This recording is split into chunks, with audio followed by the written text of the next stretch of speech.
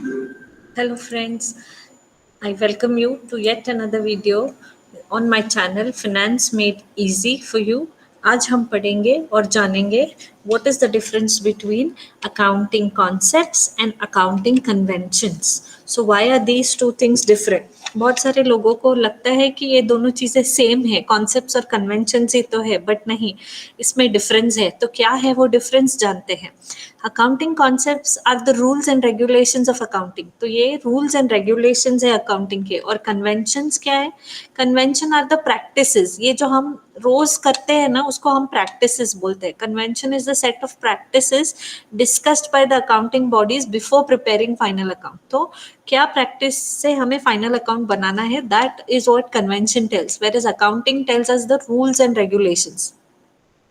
जैसे कि office late नहीं आना है, that is a rule and regulation. पर ऑफिस किस टाइम पे आना है, क्या प्रैक्टिस है, ये बताना is convention. Concerned with the maintenance of accounts and recording, classifying as well as interpretation of transaction. तो हमको कॉन्सेप्ट बताता है कि कैसे रिकॉर्ड करना है, कैसे क्लासीफाई करना है एक अकाउंट को, उसको इंटरप्रेट कैसे करना है. पर कन्वेंशन क्या बोलता है, वो हमें बताता है कि कैसे प्रेजेंट करना है एक फाइनेंशियल स्टेटमेंट को. आप रिकॉर्ड, क्लासीफाई, इंटरप्रेट कर लेंगे, पर उसे दिखाना कैसे है, फाइनेंशियल स्टेटमेंट प्रिपेयर कैसे करना है, वो हमें कन्वेंशन बताता है.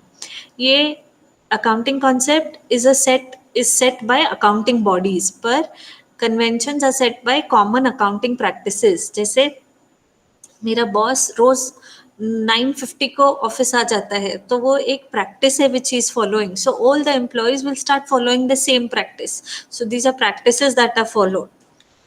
कि नो जजमेंट और बायस इन अकाउंटिंग कॉन्सेप्ट, क्योंकि ये कॉन्सेप्ट्स है जो दिए गए हैं, रूल्स और रेगुलेशंस हर किसी को इक्वली फॉलो करना है.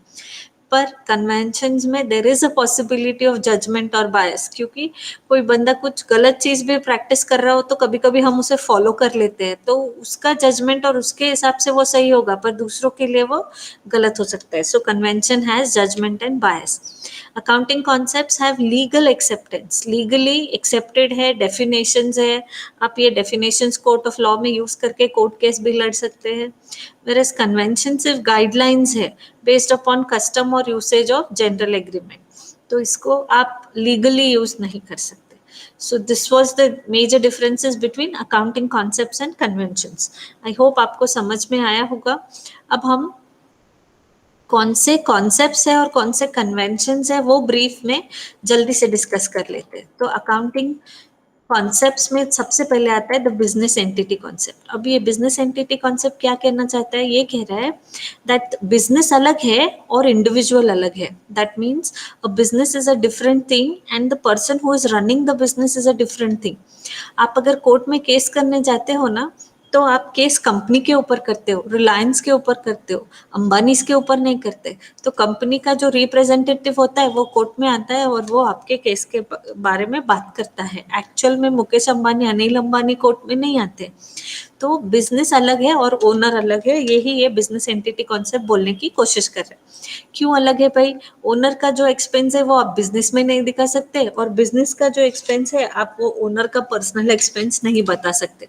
तो ऐसे दोनों के काम में और दोनों के पैसों में अलग अलग रखना है, इसीलिए ये दो चीजों को अलग कर देता है. फिर मनी मेजरमेंट कॉन्सेप्ट बोलता है जो आप पैसे में गिन सके, जिसका आप पैसों में वैल्यू लगा सके. Something that can be measured in money terms only should be recorded in the books of accounts. अगर आप किसी चीज को वैल्यू नहीं दे सकते पैसों में, तो आप उसको बुक्स ऑफ अकाउंट्स में नहीं रिकॉर्ड कर सकते. फॉर एग्जाम्पल, नाउ आपकी मदर आपके लिए रोज खाना बनाती है, क्या आप उसको बोल सकते हैं कि how much are you going to pay for her, what is the value of it. नहीं, that is emotion, you can not value it, so you can not record it into the books of accounts. The cost concept. Cost concept क्या बोलता है, cost concept बताता है कि आप जब कोई चीज खरीदते हैं, सपोज मैंने एक मोबाइल फोन खरीदा आज 5,000 रुपए के लिए, और फिर मुझे पता चला कि उसका एक्चुअल मार्केट वैल्यू तो भाई 6,000 है, तो मैंने अपने दोस्त से 5,000 में खरीदा, बट मार्केट में जब मैं पूछने गई तो वो 6,000 का था। अब मुझे अपने बुक्स ऑफ अकाउंट्स में रिकॉर्ड करना है, तो मैं 5,000 जो खरीदा है वो डालूंगी या 6,000 जो मेरे दोस्त को दिया है वो डालूंगी। ऑब्वियसली मैं 5,000 डालूंगी, क्योंकि कॉस्ट कॉन्सेप्ट बोलता है how much you have actually spent, only that should be recorded in the books of accounts. जब आपने 5,000 स्पेंड किया है तो आप वो एसेट का वैल्यू 5,000 ही दिखा सकते हैं, उसे 6,000 नहीं कर सकते। So the cost concept tells to record the things at the cost at which you have bought it and not at the market price.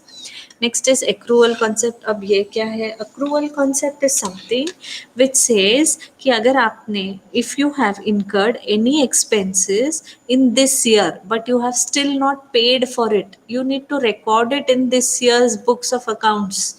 Payment आप जब चाहे कीजिए, अगले साल कीजिए, 6 महीने के बाद कीजिए, पर एक्सपेंस तो इस साल का है ना, तो इस साल के बुक ऑफ रिकॉर्ड में उसे आना चाहिए। Similarly income, if you have earned income in this year but not received it, but it is this year income, so you need to show it in this year income. Maybe you will receive it in the next year or at a later stage. So accrual concept says whatever you have earned or spent in this year should be recorded in this year, even if you have not paid for it or you have not received it. Next is matching concept. अब ये concept बोलते हैं भाई कि आप अपने asset और liability match करो या अपने इनकम और एक्सपेंस मैच करो।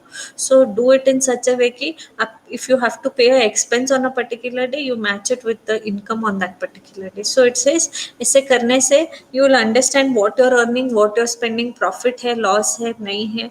सो that is what the matching concept is trying to say. Consistency concept, consistency concept बोलता है कि एक बार अगर आप कुछ फॉलो कर रहे हैं तो उसे कंसिस्टेंटली फॉलो कीजिए। जैसे कि depreciation methods, there are various methods in depreciation.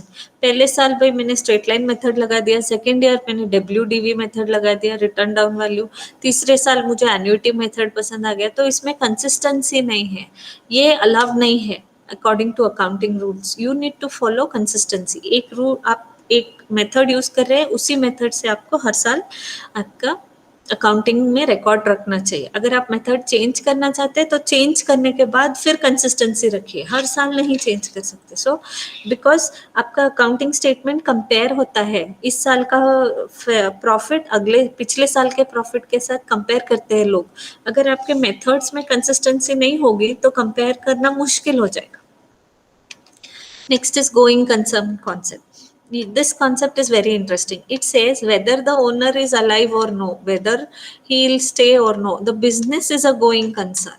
Business is never ending. ये ओनर को कुछ हो गया, दूसरा ओनर आ जाएगा, कोई और बिजनेस खरीद लेगा, पर बिजनेस चलता रहेगा। सो business is a going concern. If you don't keep this in mind, and if you know that your business is going to end, then you will stop planning for it. If I tell you your business is going to shut down in 2022, you will stop working for it. You will say वैसे भी बंद होने वाला है, मैं क्यों इतनी मेहनत करूँ भाई, जितना है उतना कमाते हैं, बंद कर देते हैं।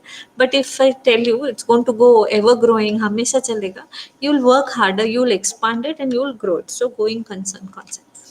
Dual aspect concept. अब ये कॉन्सेप्ट बोलता है कि हर एंट्री को आपको 2 बार रिकॉर्ड करना है, एक डेबिट साइड और एक क्रेडिट साइड। डेबिट क्रेडिट ये सारे के लिए भी मैं अलग से वीडियो बनाऊंगी। एक डेबिट साइड और एक क्रेडिट साइड। सो 2 बार अगर आप एंट्री करते हैं तो मतलब आपने एंट्री सही से किया है। जो 2 अकाउंट्स को वो इफेक्ट हो रहा है, दोनों अकाउंट में उसका इफेक्ट दिखाया है। जैसे कि एक एग्जाम्पल ले लेते हैं, परचेस्ड मशीनरी फॉर कैश 50,000। अब यहाँ 2 अकाउंट है भाई, एक मशीनरी और एक कैश। तो कैश चला गया बाहर और मशीन आ गई अंदर, तो मुझे मशीन अकाउंट में दिखाना पड़ेगा कि मशीन आ गई है, डेबिट व्हाट कम्स इन, और कैश अकाउंट में दिखाना पड़ेगा कि कैश चला गया है, credit what goes out, cash account से चला गया। तो हर एंट्री को एक डेबिट और एक क्रेडिट होना ही चाहिए। That is what the double entry is trying to say. क्योंकि आप जब वैसे करते हैं तो आप जो जो अकाउंट को वो इफेक्ट कर रही है एंट्री, उस सब में उसका इफेक्ट दिखा सकते हैं। Next is realization concept. What does realization concept mean? It basically tells you कि आप अगर वो एसेट सेल करते हैं तो उसका रियलाइजेबल वैल्यू क्या है। कल अगर मुझे इसे बेचना है तो how much I will recover और I will realise out of it. Accounting period, ये आपको बोलता है कि एक कब से कब तक आपको अकाउंटिंग रिकॉर्ड रख के फिर नेक्स्ट ईयर शुरू होता है, फाइनेंशियल ईयर या accounting year. In India basically it is 12 months. कुछ लोगों के लिए हिंदू कैलेंडर मंथ बोलता है कि दिवाली से दिवाली है भाई अकाउंटिंग पीरियड। फिनेंशियल ईयर बोलता है कि 1 April to 31 March next year is accounting period. For some people January to December is accounting period. So account का आपको आपका अकाउंटिंग पीरियड डिफाइन करना होता है, एक साल कब शुरू होके कब खत्म हो रहा है, so that at the end of the year you can tell how you have performed during the year. Now let's go to conventions. First convention is conservatism. ये कंजर्वेटिज्म कॉन्सेप्ट बहुत इंटरेस्टिंग है। यहाँ क्या बोला जाता है कि एक अकाउंटेंट को कैसा रहना चाहिए, एक अकाउंटेंट को ना थोड़ा कंजूस रहना चाहिए। जब वो अपने एक्सपेंसेस, कंजूस इसका मतलब ये नहीं कि खर्चा करने में कंजूसी या कुछ भी, व्हाट मैं क्या बोलने की कोशिश कर रही हूँ सुनिए। जब वो अपनी इनकम प्रिडिक्ट करता है, मुझे इतना इनकम आएगा उतना आएगा, तब उसे बहुत कंजूसी से प्रिडिक्ट करना चाहिए। क्योंकि अगर उसने बोला मुझे 5 लाख आएगा और सिर्फ 1 लाख आ गया, तो 4 लाख रुपए नहीं आए और आपने वो ऑलरेडी उसका एक्सपेंस बना लिया है लिस्ट, तो फिर प्रॉब्लम हो जाएगा। इसलिए whenever you predict your income, predict it as low as possible. ज्यादा आ गए तो खुशी होती है ना किसी को भी। अगर मैं बोलूंगी मुझे अगले महीने में 5 लाख मिलने वाले और मिल गए सिर्फ 50,000, कितना बुरा लगेगा। तो आप प्रिडिक्ट करते वक्त ज्यादा मिलने की उम्मीद कम रखिए। And when you are thinking about your spendings, expenses, जब आप स्पेंड कर रहे हैं, you predict as much expenses as possible. अगर ये हो गया तो यहाँ खर्चा करना पड़ेगा, अगर वो हो गया तो वहाँ खर्चा करना पड़ेगा। So as much as possible expenses को प्रिडिक्ट कीजिए, यहाँ कंजूसी मत कीजिए, शायद ये खर्चा है शायद वो खर्चा है, सारे प्रिडिक्ट कीजिए। When you talk of income, you show और you predict lesser income. Next, full disclosure and materiality. हर एक चीज जहां आप खर्च कर रहे हैं उसका फुल डिस्क्लोजर आपको करना चाहिए, so that people who have invested in your business get to know what is happening to their money. So full disclosure and materiality concept talks about that. You need to disclose each and everything in your accounting statements. Now when I say each and everything, the materiality concept comes into picture. It says आपने pencil खरीदा, rubber खरीदा, अभी वो तो balance sheet में नहीं दिखा सकते। So something where you have spent which is material in nature, जिसका वैल्यू थोड़ा बड़ा है, आप उसे ही फाइनेंशियल स्टेटमेंट में दिखाइए। इसका मतलब नहीं कि पेंसिल रबर को इग्नोर कर दीजिए, आप उसको स्टेशनरी में कैटेगराइज करके पूरे साल का या पूरे महीने का स्टेशनरी का खर्चा दिखाइए। Instead of showing bought pencil today, bought eraser today, bought sharpener today, we bought stationery for the month 5,000। तो 5,000 एक मटेरियल एक्सपेंस हो गया, जिसे दिखाने में भी आप दिखा सकते हैं कि कहाँ कैसे स्पेंड हुआ है, और लोगों को सुनने में भी अच्छा लगता है। 1 रुपए का पेंसिल लिया, आप अगर बोलेंगे तो इन्वेस्टर खाली नहीं बैठा है छोटी छोटी चीजें देखने के लिए। सो मटेरियलिटी इज ऑल्सो इम्पोर्टेंट। तो भाई ये थे अकाउंटिंग कॉन्सेप्ट्स और कन्वेंशंस। पहले हमने समझा उनके डिफरेंसेस और फिर क्या कॉन्सेप्ट्स और कन्वेंशंस है। Okay, so thank you for watching this video. I hope it has help you, और आपको आगे जाके कॉन्सेप्ट्स और कन्वेंशंस जल्दी से समझने में ये वीडियो आपकी मदद करेगा। अगर आपको पसंद आया है तो please like, subscribe and share. Thank you.